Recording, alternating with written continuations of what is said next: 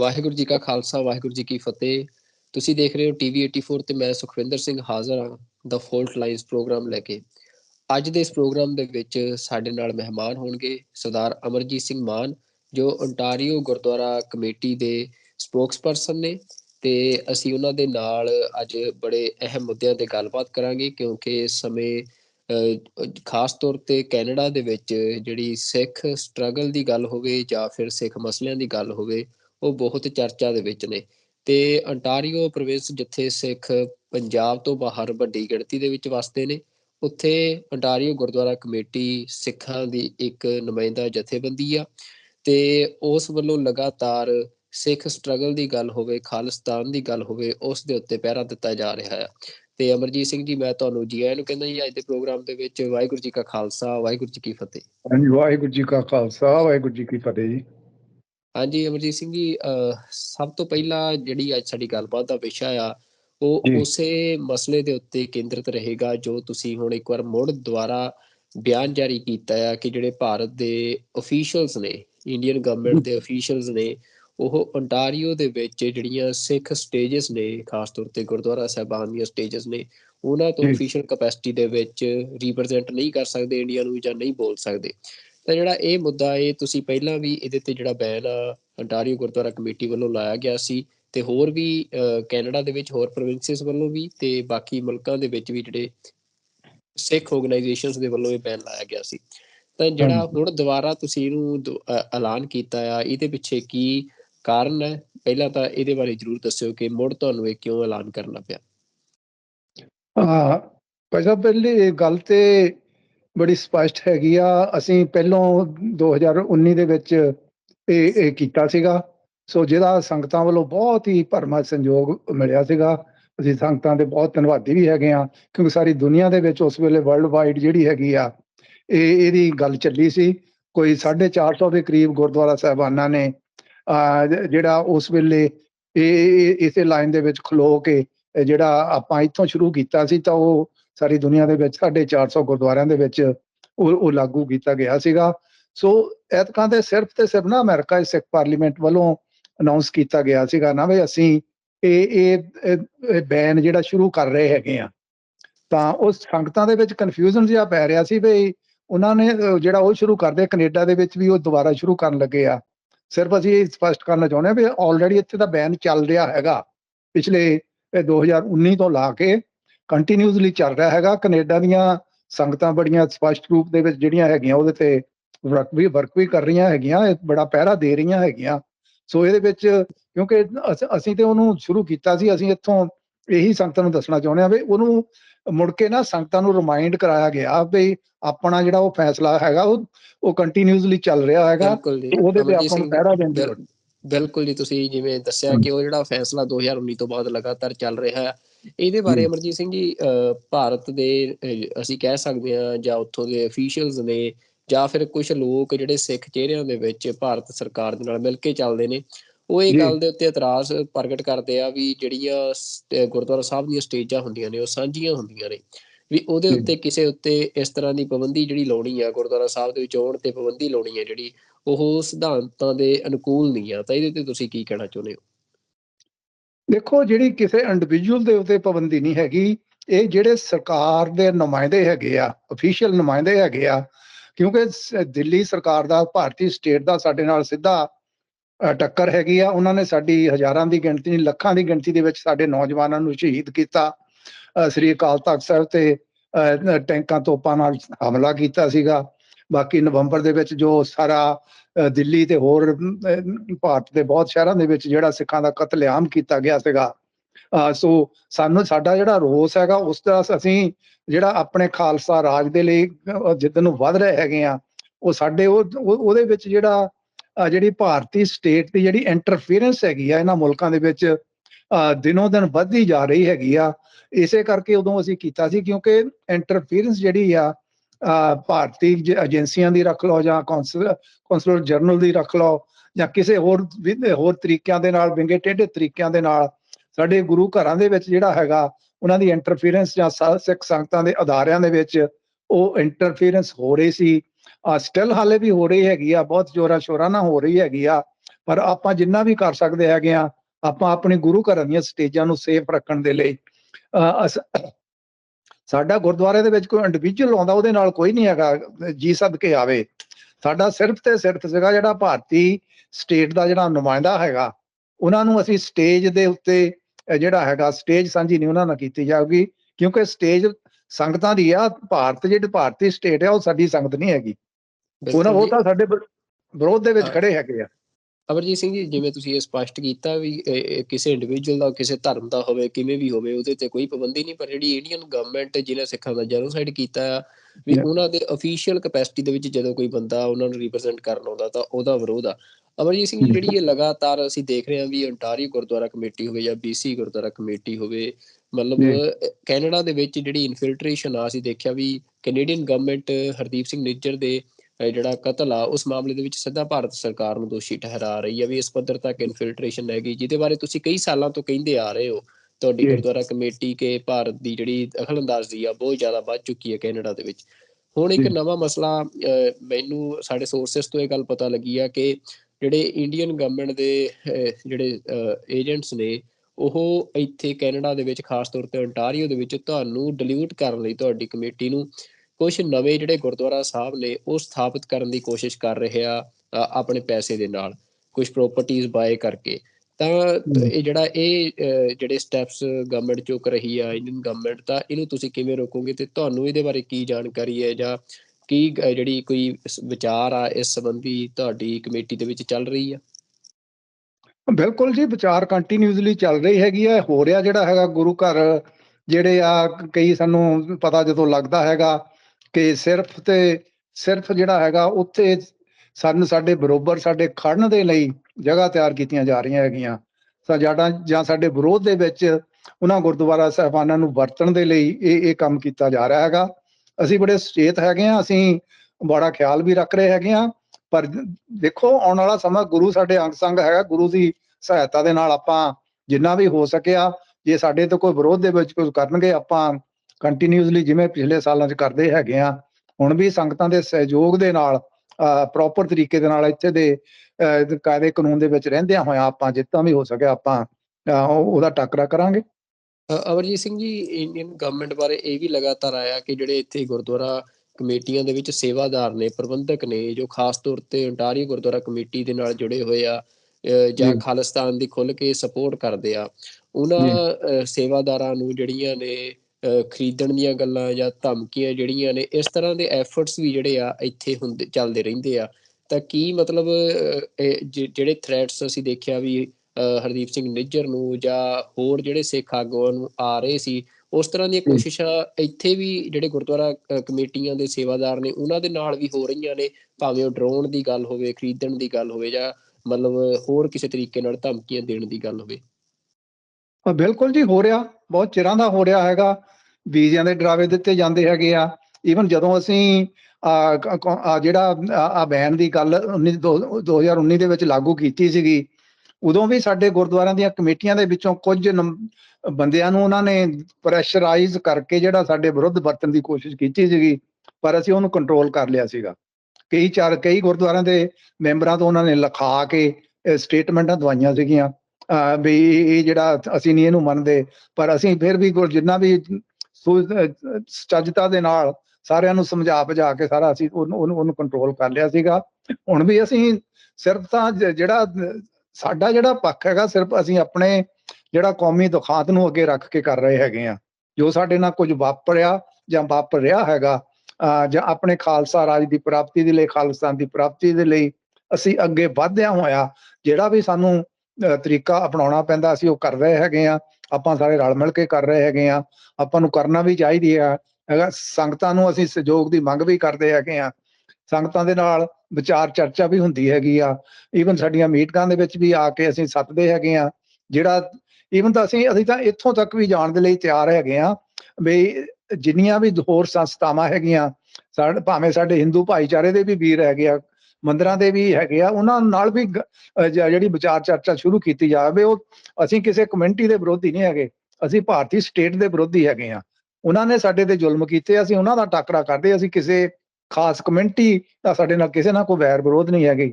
ਸੋ ਇਹਦੇ ਵਿੱਚ ਅਸੀਂ ਹਰ ਪੱਖ ਨੂੰ ਵਿਚਾਰ ਕੇ ਅੱਗੇ ਵਧਣ ਦੀ ਕੋਸ਼ਿਸ਼ ਕਰ ਰਹੇ ਹੈਗੇ ਆ। ਵਾਹਿਗੁਰੂ ਆਪੇ ਅੰਗ ਸੰਗ ਹੋ ਕੇ ਸਾਨੂੰ ਇਹਦੇ ਵਿੱਚ ਕਾਮਯਾਬੀ ਬਖਸ਼ੂਗਾ। ਆਪਾਂ ਨੂੰ ਚੜ੍ਹਦੀ ਕਲਾ ਦੇ ਵਿੱਚ ਰਹਿ ਕੇ ਆਪਣਾ ਨਿਸ਼ਾਨਾ ਜਿਹੜਾ ਹੈਗਾ ਉਹਦੇ ਵੱਲ ਵੱਧਦੇ ਰਹਿਣਾ ਚਾਹੀਦਾ ਹੈਗਾ। ਸਰਦਾਰ ਅਮਰਜੀਤ ਸਿੰਘ ਜੀ, ਤੁਸੀਂ ਗੱਲ ਕੀਤੀ ਖਾਸ ਤੌਰ ਤੇ ਹਿੰਦੂ ਕਮਿਊਨਿਟੀ ਦੀ, ਵੀ ਤੁਸੀਂ ਉਹਨਾਂ ਦੇ ਨਾਲ ਵੀ ਡਾਇਲੋਗ ਕਰਨ ਦੀ ਕੋਸ਼ਿਸ਼ ਕਰ ਰਹੇ ਹੋ, ਵੀ ਜਿਹੜੇ ਕਿਉਂਕਿ ਜਿਹੜਾ ਸਿੱਖ ਸਟਰਗਲ ਦਾ ਮਸਲਾ ਹੁੰਦਾ, ਇੰਡੀਆ ਤੇ ਸਿੱਖ ਜਿਹੜੀ ਆਪਸੀ ਇਹ ਸਾਰੀ ਪੋਲੀਟੀਕਲ ਲੜਾਈ ਆ ਸਿੱਖਾਂ ਦੀ ਸਟੇਟ ਦੇ ਨਾਲ, ਉਹਨੂੰ ਦੇਖਣ ਚਾਹੁੰਦਾ ਹੈ ਵੀ ਹਿੰਦੂ ਸਿੱਖ ਮਸਲਾ ਪੰਜਾਬ ਦੀ ਗੱਲ ਹੋਵੇ ਜਾਂ ਹੁਣ ਅਸੀਂ ਬਾਹਰਲੇ ਦੇਸ਼ਾਂ 'ਚ ਵੀ ਦੇਖ ਰਹੇ ਹਾਂ ਵੀ ਬਣਾਉਣ ਦੀ ਕੋਸ਼ਿਸ਼ ਕੀਤੀ ਜਾ ਰਹੀ ਆ, ਵੀ ਇੱਥੇ ਜਿਹੜੇ ਮੰਦਿਰ ਹੁੰਦੇ ਆ, ਮੰਦਿਰਾਂ ਦੇ ਉੱਤੇ ਜਿਹੜੇ ਨਾਅਰੇ ਲਿਖਣੇ ਜਾਂ ਐਂਟੀ ਹਿੰਦੂ ਜਾਂ ਮੋਦੀ ਦੇ ਖਿਲਾਫ ਨਾਅਰੇ ਲਿਖਣੇ ਜਾਂ ਖਾਲਿਸਤਾਨ ਦੇ ਨਾਅਰੇ ਲਿਖਣੇ, ਇਹ ਕਿੰਨੀਆਂ ਘਟਨਾਵਾਂ ਅਸੀਂ ਦੇਖ ਰਹੇ ਹਾਂ ਕਿ ਪਿਛਲੇ ਕੁਝ ਸਮੇਂ ਤੋਂ ਵਾਪਰ ਰਹੀਆਂ ਨੇ ਬਾਹਰਲੇ ਦੇਸ਼ਾਂ ਦੇ ਵਿੱਚ। ਕੈਨੇਡਾ ਦੇ ਵਿੱਚ ਵੀ ਇਹ ਹੋਇਆ ਸੀ। ਅੰਟਾਰੀਓ ਗੁਰਦੁਆਰਾ ਕਮੇਟੀ ਨੇ $10,000 ਦਾ ਇਨਾਮ ਵੀ ਰੱਖਿਆ ਸੀ ਉਸ ਮਸਲੇ ਤੇ। ਤਾਂ ਤੁਹਾਡੀ ਇਹ ਜਿਹੜੇ ਸਾਰੀਆਂ ਗ੍ਰੈਫਟੀਜ਼ ਦਾ ਮਸਲਾ, ਇਹਦੇ ਤੇ ਜਿਹੜੇ ਮੰਦਿਰਾਂ ਦੇ ਜਿਹੜੇ ਇੱਥੇ ਪ੍ਰਬੰਧਕ ਨੇ ਉਹਨਾਂ ਦੇ ਨਾਲ ਕਿਹੋ ਜਿਹੀ ਗੱਲਬਾਤ ਤੁਹਾਡੀ ਚੱਲ ਰਹੀ ਆ, ਜਾਂ ਇਹ ਮਤਲਬ ਜਿਹੜਾ ਇਹ ਸਾਰਾ ਮਾਮਲਾ ਆ ਉਹਦੇ ਤੇ ਕਮਿਊਨਿਟੀ ਦਾ ਡਾਇਲੋਗ ਦੀ ਕੀ ਸਿਚੁਏਸ਼ਨ ਆ? ਜਦੋਂ ਤੋਂ ਆਪਣੇ ਜਿਹੜੇ ਸਰੀ ਦੇ ਇੱਕ ਮੰਦਿਰ ਦੇ ਪ੍ਰਧਾਨ ਨੇ ਆ ਕੇ ਮੀਡੀਆ ਦੇ ਵਿੱਚ ਓਪਨਲੀ ਇਹ ਡਾਇਲੋਗ ਸ਼ੁਰੂ ਕੀਤਾ ਹੈਗਾ, ਉਹਨੇ ਗੱਲ ਕੀਤੀ ਹੈਗੀ ਆ, ਉਹਦਾ ਬੜਾ ਪੋਜ਼ਿਟਿਵਲੀ ਲੋਕਾਂ ਨੇ ਜਾਣੀ ਉਹਨੂੰ ਬਹੁਤ ਹਾਂ ਪੱਖੀ ਲਿਆ ਹੈਗਾ ਵੀ ਬੜੀ ਵਧੀਆ ਗੱਲ ਹੈਗੀ ਆ। ਵੀ ਜੇ ਉਹਨੇ ਸਪਸ਼ਟ ਕੀਤਾ ਵੀ ਸਾਡੇ ਨਾਲ ਸਾਨੂੰ ਐਵੇਂ ਲੜਾਉਣ ਦੀ ਕੋਸ਼ਿਸ਼ ਕੀਤੀ ਜਾ ਰਹੀ ਹੈਗੀ ਆ, ਵੀ ਜੇ ਸਾਨੂੰ ਉਹਦੇ ਲੜਕੇ ਦੇ ਘਰ ਦੇ ਉੱਤੇ ਕੋਈ ਫਾਇਰਿੰਗ ਵਗੈਰਾ ਕੀਤੀ ਸੀ ਜਾਂ ਦੱਸਣ ਆ, ਤਾਂ ਉਹਦੇ ਸੰਬੰਧ ਦੇ ਵਿੱਚ ਵੀ ਸਾਨੂੰ ਕੋਈ ਨਹੀਂ ਪਤਾ। ਉਹਨੇ ਦੱਸਿਆ ਵੀ ਕਿਉਂ ਉਹ ਅਸੀਂ ਉਹਨੂੰ ਸੋਚਿਆ ਹੈਗਾ, ਵਿਚਾਰਿਆ ਹੈਗਾ ਵੀ ਆਪਾਂ ਨੂੰ ਵੀ ਇੱਥੇ ਜਿਹੜਾ ਹੈਗਾ ਉਹਨਾਂ ਬੰਦਿਆਂ ਨੂੰ ਅਪਰੋਚ ਕਰਕੇ ਉਹਨੂੰ ਕਹੀਏ ਵੀ ਆਪਣੀ ਕੋ ਆਪਸ ਵਿੱਚ ਹੀ ਕੋਈ ਲੜਾਈ ਥੋੜੀ ਆ, ਅਸੀਂ ਅੱਗੇ ਬੜੇ ਵਧੀਆ ਤਰੀਕੇ ਨਾਲ ਹਲੇ ਸਟਿਲ ਰਹਿੰਦੇ ਹੈਗੇ ਆ, ਕੋਈ ਗੱਲਬਾਤ ਨਹੀਂ ਹੈਗੀ। ਜਿਹੜਾ ਮੰਦਿਰਾਂ ਦਾ ਤਾਂ ਜਿਹੜਾ ਨਾਅਰੇ ਲਿਖਣ ਦਾ ਜੋ ਕੁਝ ਵੀ ਮੈਂ ਜਿਵੇਂ ਤੁਸੀਂ ਦੱਸਿਆ ਹੈਗਾ, ਅਸੀਂ ਤਾਂ ਉਦੋਂ ਵੀ ਕੋਸ਼ਿਸ਼ ਕੀਤੀ, 10,000 ਅਸੀਂ ਨਾਮ ਰੱਖੀ ਛੱਡਿਆ, ਕੋਈ ਨਹੀਂ ਸਾਡੇ ਕੋਲ ਆਇਆ, ਕੋਈ ਨਹੀਂ ਕਿਸੇ ਕੋਲ ਕਿਸੇ ਨੇ ਅੱਗੇ ਆ ਕੇ ਨਹੀਂ ਕਿਹਾ ਵੀ ਹਾਂ ਵੀ ਅਸੀਂ ਸਾਨੂੰ ਪਤਾ ਵੀ ਉਹ ਕੋਈ ਕਿਹਨੇ ਕੀਤਾ ਹੈਗਾ। ਇਹ ਜਿਹੜਾ ਐਵੇਂ ਰੂਮਰਸ ਵਗੈਰਾ ਹਾਂਜੀ ਖਾਲਿਸਤਾਨੀਆਂ ਨੇ ਲਿਖਤੇ ਦੱਸਣ ਬਹਿ ਰਿਹਾ, ਇਹਨਾਂ ਨੂੰ ਰੋਕਣ ਦੇ ਲਈ ਅੱਗੇ ਵਾਸਤੇ ਅਸੀਂ ਚਾਹੁੰਦੇ ਹਾਂ ਵੀ ਕੋਈ ਆਪਸ ਵਿੱਚ ਹੀ ਇਸੇ ਕਮਿਊਨਿਟੀ ਦੇ ਵਿੱਚ ਕੋਈ ਫਰਕ ਨਾ ਪਵੇ। ਸਾਡੀ ਜਿਹੜੀ ਸਿੱਧੀ ਲੜਾਈ ਹੈਗੀ ਆ ਉਹਨਾਂ ਨਾਲ ਸਾਨੂੰ ਸਿੱਧੀ ਲੜਨ ਦਿੱਤੀ ਜਾਵੇ। ਉਹਦੇ ਵਿੱਚ ਜੇ ਅਸੀਂ ਜੋ ਕੁਝ ਵੀ ਕਰਦੇ ਹਾਂ, ਸਾਡਾ ਕੋਈ ਕਿਸੇ ਵੀ ਕਮਿਊਨਿਟੀ ਹਿੰਦੂ ਮੁਸਲਿਮ ਜਾਂ ਕੋਈ ਵੀ ਹੈਗੀ ਆ, ਕਿਸੇ ਨਾਲ ਨਹੀਂ ਸਾਡਾ, ਅਸੀਂ ਬੜਾ ਭਾਈਚਾਰਕ ਤੌਰ ਤੇ ਸਾਰਿਆਂ ਨਾਲ ਸਾਂਝ ਰੱਖ ਕੇ ਚੱਲਣਾ ਚਾਹੁੰਦੇ ਹੈਗੇ ਆ। ਪਰ ਜੇ ਕੋਈ ਸਾਡੇ ਆੜੇ ਆਉਂਦਾ, ਸਾਨੂੰ ਕੋਈ ਆ ਕੇ ਭਾਰਤ ਦੇ ਹੱਕ 'ਚ ਖੜ ਕੇ ਸਾਨੂੰ ਕੋਈ ਵੰਗਾਰਦਾ ਆ, ਉਹ ਫੇਰ ਸਾਨੂੰ ਤਾਂ ਉਹ ਵੀ ਉਹ ਜਿੱਦਾਂ ਕਹਿੰਦੇ ਹੁੰਦੇ ਜਿੱਦਾਂ ਉਹ ਸਾਡਾ ਦੁਸ਼ਮਣ ਆ, ਫਿਰ ਹੋ ਜਾਂਦੀ ਹੈਗੀ ਆ। ਪਰ ਅਸੀਂ ਨਹੀਂ ਚਾਹੁੰਦੇ ਵੀ ਇਹੋ ਜਿਹੀ ਕੋਈ ਸਥਿਤੀ ਬਣੇ। ਸੋ ਇਹਦੇ ਲਈ ਅਸੀਂ ਇੱਥੇ ਡਾਇਲੋਗ ਸ਼ੁਰੂ ਕੀਤਾ ਸੀ, ਸਾਡੇ ਬੰਦੇ ਇਹਦੇ ਤੇ ਵਰਕ ਕਰ ਰਹੇ ਹੈਗੇ ਆ। ਆਉਣ ਵਾਲੇ ਦਿਨਾਂ ਵਿੱਚ ਹੋ ਸਕਦਾ ਅਸੀਂ ਉਹਨਾਂ ਨਾਲ ਬੈਠ ਕੇ ਕੋਈ ਮੀਟਿੰਗਸ ਵਗੈਰਾ ਕਰਨ ਦੀ ਕੋਸ਼ਿਸ਼ ਕਰੀਏ ਜੀ। ਬਿਲਕੁਲ। ਅਮਰਜੀਤ ਸਿੰਘ, ਤੁਹਾਨੂੰ ਲੱਗ ਰਿਹਾ ਵੀ ਜਿਹੜੀ ਇਹ ਗ੍ਰੈਫਟੀਜ਼ ਲਿਖੀਆਂ ਜਾ ਰਹੀਆਂ ਮੰਦਿਰਾਂ ਦੇ ਉੱਤੇ, ਵੀ ਇਹ ਤੁਹਾਨੂੰ ਇਹਦੇ ਪਿੱਛੇ ਕਿਹਦਾ ਹੱਥ ਲੱਗਦਾ ਆ? ਵੀ ਇਹ ਕੀ ਕਿਸੇ ਪਲੋਟ ਦਾ ਹਿੱਸਾ ਹੈ, ਕਿ ਸਾਜ਼ਿਸ਼ ਦਾ ਹਿੱਸਾ ਹੈ? ਵੀ ਕੈਨੇਡਾ ਦੇ ਵਿੱਚ ਜਿਹੜੀਆਂ ਦੋ ਭਾਈਚਾਰਿਆਂ ਦੇ ਦਰਮਿਆਨ ਆਪਸ ਦੇ ਵਿੱਚ ਜਿਹੜੀ ਆ ਉਹ ਕੋਈ ਮਤਲਬ ਇਸ ਤਰ੍ਹਾਂ ਦੀ ਇਵੈਂਟ ਜਾਂ ਕੋਈ ਇੰਸੀਡੈਂਟ ਕਰਾਉਣ ਦਾ, ਤੇ ਤੁਹਾਨੂੰ ਕਿਹਦੀ ਸਾਜ਼ਿਸ਼ ਲੱਗ ਰਹੀ ਹੈ ਇਹ? ਇਹ ਤਾਂ ਆਪਾਂ ਨੂੰ ਇਹ ਹੋ ਚੁੱਕਾ, ਸਾਹਮਣੇ ਗੱਲ ਆ ਚੁੱਕੀ ਹੈਗੀ ਆ। ਆਸਟ੍ਰੇਲੀਆ ਦੇ ਵਿੱਚ ਜਿਹੜੇ ਉਹ ਬੰਦੇ ਫੜ ਲਏ ਗਏ, ਉਹ ਉਸੇ ਕਮਿਊਨਿਟੀ ਦੇ ਸੀਗੇ ਜਿਨ੍ਹਾਂ ਦੇ ਮੰਦਿਰਾਂ ਦੇ ਵਿੱਚ, ਜਿਨ੍ਹਾਂ ਨੇ ਆਪੇ ਉਹਨੇ ਲਿਖ ਕੇ ਆਪੇ ਹੀ ਗੱਲਾਂ ਬਾਅਦ। ਸੋ ਜੇ ਉੱਥੇ ਹੋ ਸਕਦੇ ਤਾਂ ਇੱਥੇ ਵੀ ਹੋ ਸਕਦੇ ਹੈਗੇ ਆ। ਆਪੇ ਹੀ ਕਰ ਲੈਣ ਤਾਂ ਆਪੇ ਕਰਕੇ ਰੌਲਾ ਪਾਤਾ ਜੀ, ਦੇਖੋ ਜੀ ਲਿਖ ਕੇ ਗਏ ਆ, ਖਾਲਿਸਤਾਨੀਆਂ ਨੇ ਲਿਖ ਤੇ ਇਹੋ ਜਿਹਾ ਹੈਗਾ। ਓਪਨਲੀ ਅਸੀਂ ਤਾਂ ਕਹਿੰਦੇ ਹੈਗੇ ਆ ਵੀ ਇਹ ਜਿਹੜਾ ਹੈਗਾ ਇਹ ਸ਼ਰਾਰਤੀ ਜਿਹੜਾ ਇਹਦੇ ਵਿੱਚ ਏਜੰਸੀਆਂ ਵੀ, ਭਾਰਤੀ ਏਜੰਸੀਆਂ ਵੀ ਹੋ ਸਕਦੀਆਂ ਹੈਗੀਆਂ। ਭਾਰਤੀ ਜਿਹੜਾ ਤੰਤਰ ਹੈਗਾ, ਕੌਂਸਲੇਟ ਜਨਰਲ ਦਾ ਤੰਤਰ ਹੈਗਾ, ਉਹਨਾਂ ਦੇ ਉਹ ਵੀ ਇਹੋ ਜਿਹਾ ਕੰਮ ਕਰਾ ਸਕਦੇ ਹੈਗੇ ਆ। ਕਿਉਂਕਿ ਇੱਥੇ ਪਹਿਲਾਂ ਕਈ ਇਨਸੀਡੈਂਟ ਹੋਏ ਹੈਗੇ ਆ। ਇੱਕ ਵਾਰੀ ਇੱਕ ਰੈਸਟੋਰੈਂਟ ਦੇ ਵਿੱਚ ਇੱਕ ਬੰਬ ਫਟਿਆ, ਥੋੜਾ ਜਿਹਾ ਹੋਇਆ ਸੀਗਾ। ਉਹਦੀ ਘਟਨਾ ਦਾ ਅੱਧੇ ਘੰਟੇ ਦੇ ਵਿੱਚ ਜਿਹੜਾ ਕੌਂਸਲੇਟ ਉਹਦੀਆਂ ਹੌਟਲਾਈਨਸ ਖੋਲ ਦਿੱਤੀਆਂ ਗਈਆਂ ਸੀਗੀਆਂ। ਤੋਂ ਹਜੇ ਤੱਕ ਨਹੀਂ ਉਹ ਮੁੜ ਕੇ ਕੁਛ ਨਹੀਂ ਉਹਦੇ ਬਾਰੇ ਵਿੱਚ। ਸੋ ਇਹੋ ਜਿਹੀਆਂ ਘਟਨਾਵਾਂ ਸ਼ੱਕ ਦੀ ਜਿਹੜੀ ਸੂਈ ਹੈਗੀ ਰਾਈਟ ਵੇ ਉਧਰ ਨੂੰ ਜਾਂਦੀ ਹੈਗੀ ਆ, ਵੀ ਇਹ ਕੰਮ ਕਰਾਉਣ ਦੀ ਕੋਸ਼ਿਸ਼ ਕੀਤੀ ਜਾ ਰਹੀ ਹੈਗੀ ਆ। ਤਾਂ ਹੋਰ ਬੜੇ ਇਨਸੀਡੈਂਟ ਹੋਏ ਹੈਗੇ ਆ ਜਿਨ੍ਹਾਂ ਤੋਂ ਆਪਾਂ ਇਸੇ ਕਰਕੇ ਤਾਂ ਆਪਾਂ ਓਪਨ ਲੈਟਰ ਜਿਹੜੇ ਹੈਗੇ ਆ ਆਪਣੇ ਇੱਥੇ ਕੈਨੇਡੀਅਨ ਗਵਰਨਮੈਂਟ ਨੂੰ ਲਿਖੇ ਸੀਗੇ ਵੀ ਜਿਹੜਾ ਇੱਥੇ ਭਾਰਤੀ ਇੰਟਰਫੇਅਰੈਂਸ ਜਿਹੜੀ ਹੈਗੀ ਬਹੁਤ ਜ਼ਿਆਦਾ ਵੱਧ ਰਹੀ ਹੈਗੀ ਆ। ਅਸੀਂ ਚਿੰਤਤ ਹੈਗੇ ਇਹਨਾਂ ਤੋਂ। ਉਹਦਾ ਨਤੀਜੇ ਆਪਣੇ ਸਾਹਮਣੇ ਹੈਗੇ ਆ। ਸਾਡੇ ਗੁਰਦੁਆਰੇ ਦੇ ਪ੍ਰਧਾਨ ਨੂੰ ਸਾਡੇ ਘਰ ਦੇ ਵਿੱਚ ਆਣ ਕੇ, ਸਾਡੇ ਗੁਰਦੁਆਰੇ ਦੀ ਪ੍ਰਾਪਰਟੀ ਦੇ ਵਿੱਚ ਆ ਕੇ ਜੇ ਕਿਤੇ ਕੋਈ ਆ ਕੇ ਕਤਲ ਕਰ ਜਾਂਦਾ, ਸ਼ਹੀਦ ਕਰ ਜਾਂਦਾ ਹੈਗਾ, ਤਾਂ ਇਹ ਤੋਂ ਵੱਡੀ ਹੋਰ ਕਿੰਨੀ ਕੁ ਸਾਨੂੰ ਜਿਹੜਾ ਹੈਗਾ ਹੋਰ ਪ੍ਰੂਫ ਚਾਹੀਦੇ ਹੈਗੇ ਆ ਕਿ ਵੀ ਸਿੱਧੀ ਸਾਡੇ ਕੰਮਾਂ ਦੇ ਵਿੱਚ ਦਖਲਅੰਦਾਜ਼ੀ ਹੈਗੀ ਆ। ਫਿਰ ਉਹ ਸਾਰੀਆਂ ਚੀਜ਼ਾਂ ਬਾਹਰ ਆ ਰਹੀਆਂ। ਇੱਥੋਂ ਦਾ ਕੈਨੇਡਾ ਦਾ ਜਿਹੜਾ ਦਾ ਪ੍ਰਧਾਨ ਮੰਤਰੀ ਟਰੂਡੋ ਸਾਹਿਬ, ਉਹ ਕਹਿ ਰਹੇ ਹੈਗੇ ਆ ਵੀ ਇਹ ਜਿਹੜਾ ਹੈਗਾ ਇਹਦੇ ਪਿੱਛੇ ਉਹਨਾਂ ਦਾ ਹੱਥ ਹੈਗਾ, ਭਾਈ ਨਿੱਜਰ ਉਹਨਾਂ ਦੀ। ਤਾਂ ਅਮਰੀਕਾ ਦੇ ਵਿੱਚ ਜੋ ਆਪਣੇ ਹੋਇਆ ਉਹ ਆਪਣੇ ਸਾਰਿਆਂ ਦੇ ਸਾਹਮਣੇ ਹੈਗਾ। ਸੋ ਇਹ ਤਾਂ ਹੁਣ ਸਾਰੀ ਦੁਨੀਆ ਦੇ ਸਾਹਮਣੇ ਪਰਦਾ ਸਾਰਾ ਖੁੱਲ ਰਿਹਾ ਹੈਗਾ। ਇਹਦਾ ਜਿੱਦਾਂ ਕਹਿੰਦੇ ਹੁੰਦੇ ਆ, ਉਹ ਜਿਹੜਾ ਵਾਹਿਗੁਰੂ ਅਕਾਲ ਪੁਰਖ ਹੈਗਾ ਉਹ ਆਪਣੇ ਆਪ ਵਹਿੰਦਾ ਹੈਗਾ। ਜਿਹੜੀਆਂ ਓੜਕ ਸੱਚ ਰਹੀ, ਜਿਹੜਾ ਸੱਚ ਅਖੀਰ ਨੂੰ ਉੱਭਰ ਕੇ ਸਾਹਮਣੇ ਆ ਜਾਂਦਾ ਹੈਗਾ। ਸੋ ਬੜੇ ਵਧੀਆ ਤਰੀਕੇ ਦੇ ਨਾਲ ਸੱਚ ਸਾਹਮਣੇ ਆ ਰਿਹਾ ਹੈਗਾ। ਆਪਾਂ ਸਾਰੇ ਵੇਖਦੇ ਹੈਗੇ ਆ। ਜੋ ਕੁਝ ਅਸੀਂ ਗੱਲਾਂ ਕਰਦੇ ਸੀਗੇ, ਆਪਾਂ ਪਿਛਲੇ 10 ਸਾਲਾਂ ਤੋਂ ਜਿਹੜੀਆਂ ਗੱਲਾਂ ਤੇ ਚਿੰਤਾ ਜ਼ਾਹਰ ਕਰਦੇ ਆ ਰਹੇ ਹੈਗੇ ਆ, ਉਹ ਉੱਗੜ ਕੇ ਸਾਹਮਣੇ ਹੁਣ ਆ ਰਹੀਆਂ ਹੈਗੀਆਂ। ਇੱਥੇ ਹੁਣ ਥ੍ਰੈਟਸ ਵਗੈਰਾ ਹੈਗੇ ਆ। ਹੁਣ ਫਰੌਤੀਆਂ ਲੈਣ ਦਾ ਇੱਕ ਚੱਕਰ ਚੱਲ ਪਿਆ ਬੜਾ BC ਦੇ ਵਿੱਚ, ਜਾਂ ਇੱਥੇ ਅੰਟਾਰੀਓ ਦੇ ਵਿੱਚ ਵੀ ਹੈਗਾ। ਤਾਂ ਕਿਹੜੇ ਜੇ ਬਿਜ਼ਨਸਮੈਨ ਆ ਜਾਂ ਉਹਨਾਂ ਨੂੰ ਫਰੌਤੀਆਂ ਦੀਆਂ ਧਮਕੀਆਂ ਦਿੱਤੀਆਂ ਜਾਂਦੀਆਂ ਰਹੀਆਂ ਹੈਗੀਆਂ। ਇਹੋ ਜਿਹੜੇ ਬੜਾ ਚਿੰਤਾਜਨਕ ਜਿਹੜੀ ਸਥਿਤੀ ਬਣਦੀ ਜਾ ਰਹੀ ਹੈਗੀ ਆ ਕਿ ਇਹ ਕੁਝ ਨਹੀਂ ਹੋਣਾ ਚਾਹੀਦਾ ਹੈਗਾ। ਜਿਹਨੂੰ ਇਹ ਹੱਲਾਸ਼ੇਰੀ ਪਤਾ ਨਹੀਂ ਕੌਣ ਦੇ ਰਿਹਾ। ਵੈਸੇ ਤਾਂ ਆਪਾਂ ਨੂੰ ਪਤਾ ਕੌਣ ਦੇ ਰਿਹਾ ਹੈਗਾ, ਪਰ ਜਿੰਨਾ ਚਿਰ ਸਾਡੇ ਕੋਲ ਕੋਈ ਪ੍ਰੂਫ ਨਹੀਂ ਹੈਗਾ ਆਪਾਂ ਓਪਨਲੀ ਕਹਿ ਵੀ ਨਹੀਂ ਸਕਦੇ ਹੈਗੇ। ਪਰ ਜਿਹੜਾ ਹੈਗਾ ਇਹ ਬਹੁਤ ਹੀ ਜਿਹੜਾ ਜਿੱਦਾਂ ਕਹਿੰਦੇ ਹੁੰਦੇ ਆ ਚਿੰਤਾਜਨਕ ਵਿਸ਼ਾ ਹੈਗਾ।